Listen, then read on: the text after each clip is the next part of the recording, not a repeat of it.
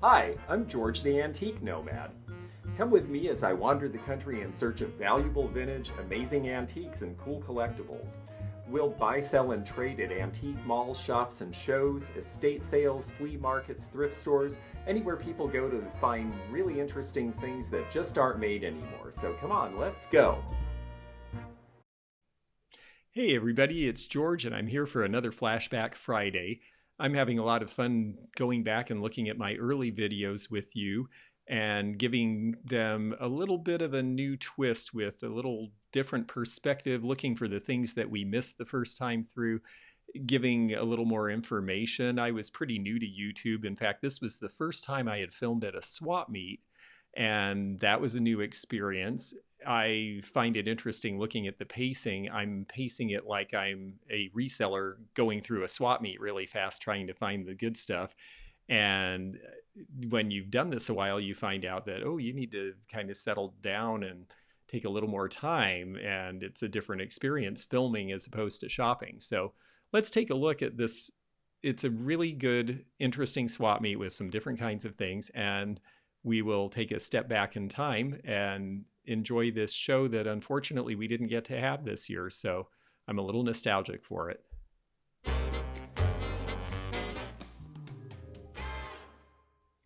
Hello there. So anyhow, I want to preface this by saying that this is in Tri-Cities, Washington. And for those of you who are not familiar with Tri-Cities, they are in the southeast corner of the state. And they are where the atomic bomb was first developed during the Second World War. And then it boomed as a big defense installation after that. So a lot of people have moved into that area. It's a great place to have a swap meet. There's a lot of old things from before the boom, and there's a lot of cool stuff from the 50s and 60s when people started really moving in droves. So it's a good combination of stuff. I've got a family who are friends of mine who do the pack with me, and I know them from there, and they put this on every year. And it's in a gigantic field at the Benton County Fairgrounds. And there you go. There's Kennewick. That is where we are. And we are going to take a look around and see the cool stuff besides what's under the tent that you can't see. The stuff under the tent, that's my space. I had a really good show here, though. I sold a whole lot of Native American to a couple. I had just gotten a big collection, and they were very excited. So it was a good show for me. And this is the first time I'd been able to get out from my booth. It's only a 2-day show, so this is day 2, and we are just discovering this together as we go. The thing is, this is advertised as the giant swap meet, and while it's heavy on antiques and vintage, it is not limited by any stretch of the imagination. Their advertising says, bring it all, sell it all, buy it all. And you really can. You have everything from that really nice red 1950s cart and the old slat trunk to bowls full of just random rusty metal. And you're going to see a lot of variety in this place. You'll see things from storage units. You'll see things that were acquired at auction. And in the back here, on the left, you're going to see a black Chevrolet. One thing that's cool about this being sponsored by guys who are really into car restoration is that they know a lot of car guys, and this particular one was for sale for $20,000. The reason so expensive for a 51 Chevy is that it has won several awards in its class at Bonneville Speedway. So it was a big deal and fun to have at the show. Now, getting into the stuff that is a little more in our budget, perhaps, well, we see a nice table full of jewel tea, and of course Hall China made that, and I always zero in on it because I see a lot of it in the Midwest where jewel tea stores were really more widespread. Section in here has, and then we're going to take a look here at some cool bar signs. These are brewery signs from the 1970s, and the prices have really gone up on these. Looking back, I should have bought every one of those. They were asking 25 to 30 a piece, and at the time that seemed like plenty, but now they're actually selling for about double that.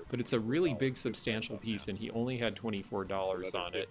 I probably should have bought it. It turns out they sell for about $50.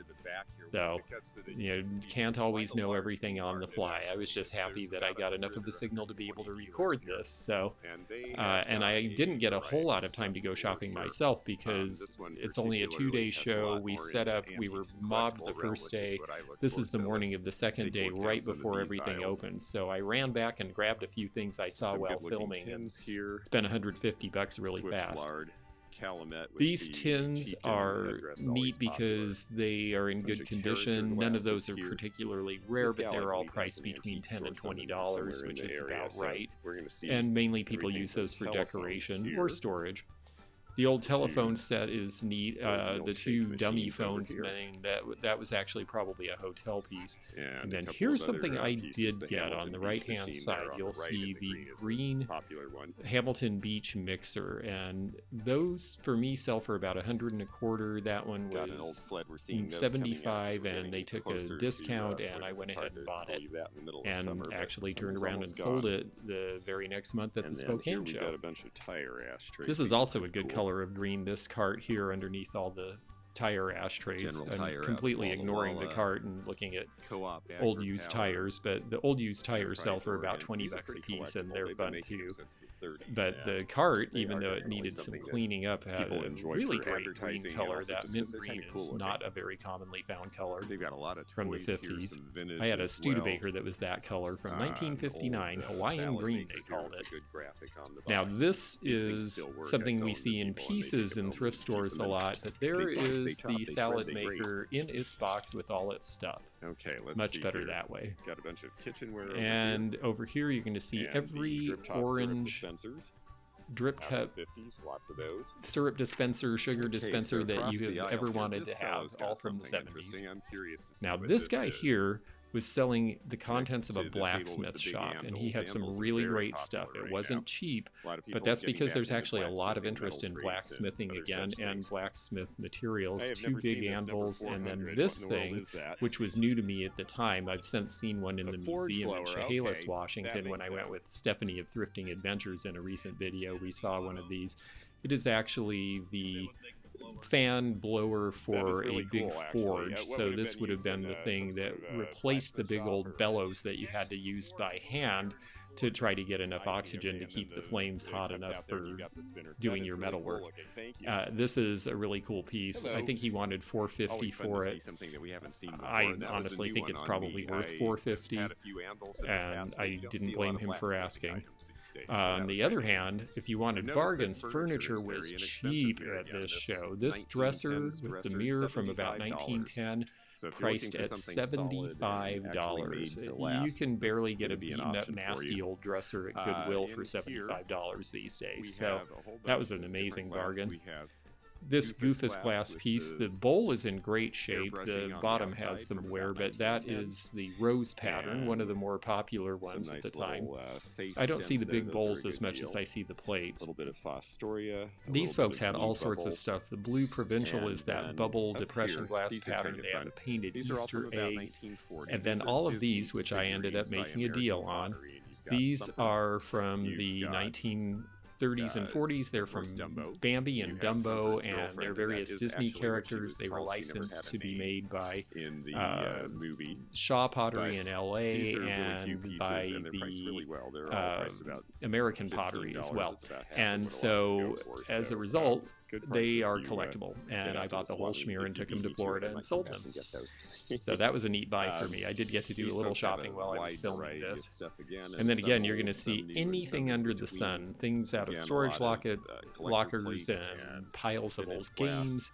There's just all sorts of different kinds of things here, and it was a lot of fun. It's definitely a dig, but for a hardy collector or a dedicated reseller, it was a great place to be, and I'm really looking forward to them being able to do it again in the future. Now, because they're car guys, they know other car guys, and this car guy did the thing that we see more often down south and in the Midwest, where you just pull up a couple of trailers loaded with stuff, and that's your selling platform. The outboard motor in the back, the green one, that's probably $350 in as-is condition and about $700 restored. And they had just some unusual things you could use as architectural ornaments, or this piece, which is the front end, I believe, of a Model A Ford. And I still want to see somebody make that a door to a bar or put a mirror behind it. I've seen people do some really crazy stuff where they take the back end of a car and use the trunk as a flip up, and it turns into a day bed. People are really inventive about old rust and iron and finding new ways to use it, because not everybody's going to restore a car, and there are a lot of parts around. So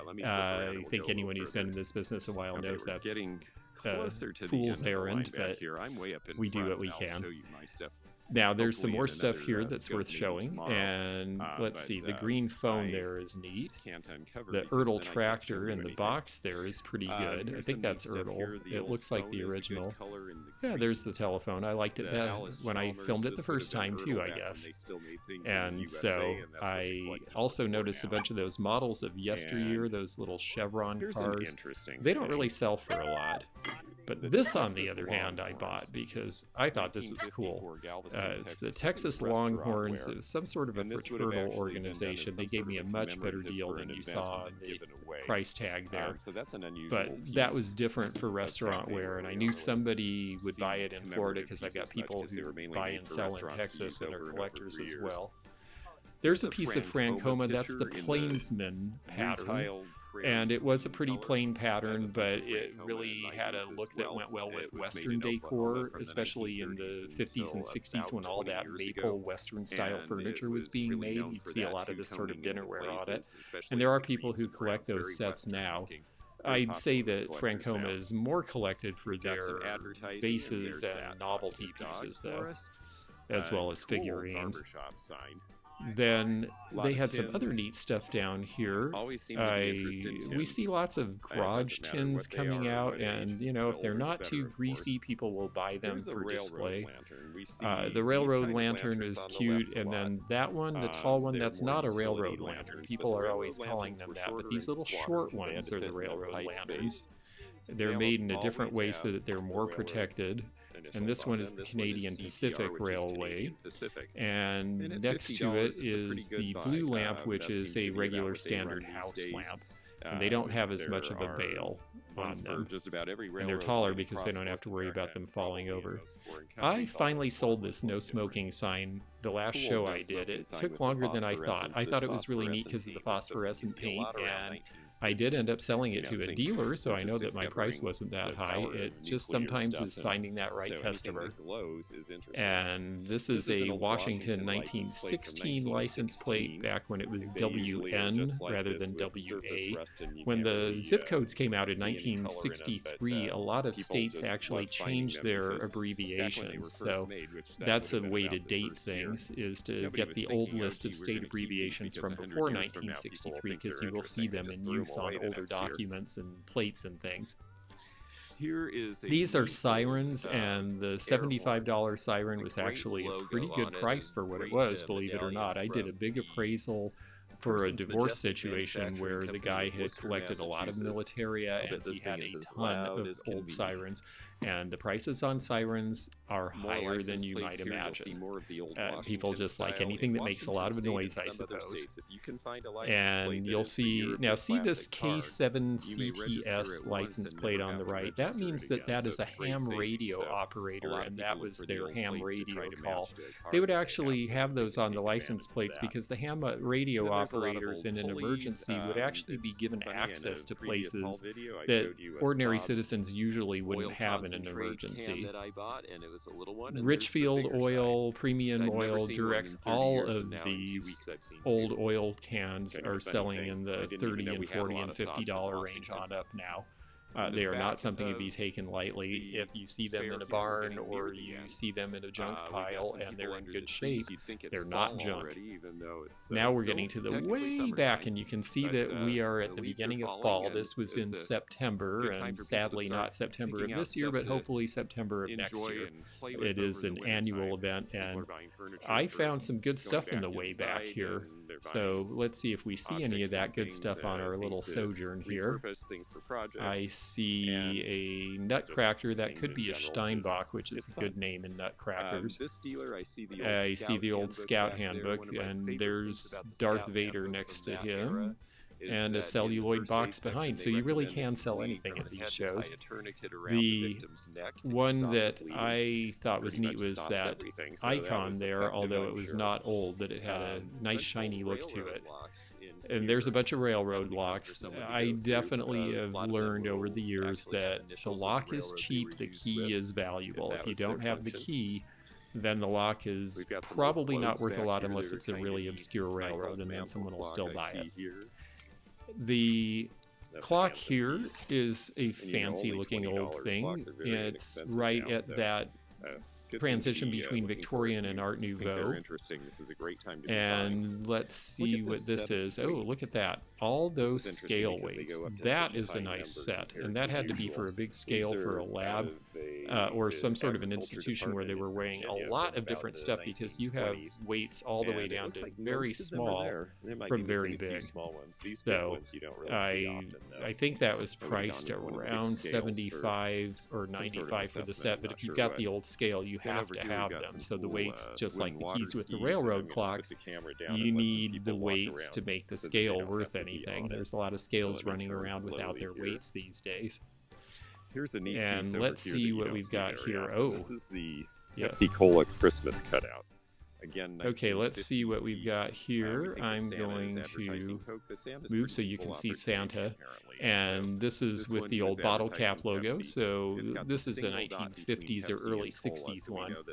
And he's just cute. And you know, Christmas is coming again, but Christmas was coming then, and I didn't buy him because I think he was priced at about $95. And that's about top dollar for the cardboard one. We've got this. I like this guy. I think I bought this guy. Yes, I did actually, because I ended up selling this for $30. And I ended up getting it for half of the price on the tag, which I believe was $30. So in the end, it came out about right.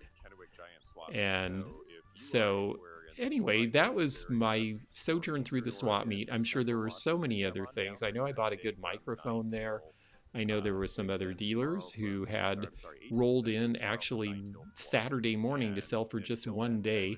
So next year, well, we'll go back and we'll show you even more, because it really is a fun show, and I'd really like to do it right and show you even more. So in the meantime, let's switch over to this. And you saw a little of our old outro there. Anyway, I've really enjoyed having this flashback with you and seeing the Kennewick Giant Swap Meet one more time. I look forward to seeing it again in 2021. And in the meantime, I look forward to seeing you again very soon here on YouTube. I'm George the Antique Nomad at Periscope, Instagram, Twitter, and Facebook. And here on YouTube, Mondays and Wednesdays, and for a little while longer, Fridays for Flashback. So see you again. Thanks now. Thanks for joining me again in the fun and fascinating antique community here, where online meets the real world. Please click the subscribe button below, click the bell to be notified when new videos upload, leave a comment below, and hit thumbs up to like this video. Links to our online social media daily posts and our items for sale are in the description. This is George at the Antique Nomad. Bye for now.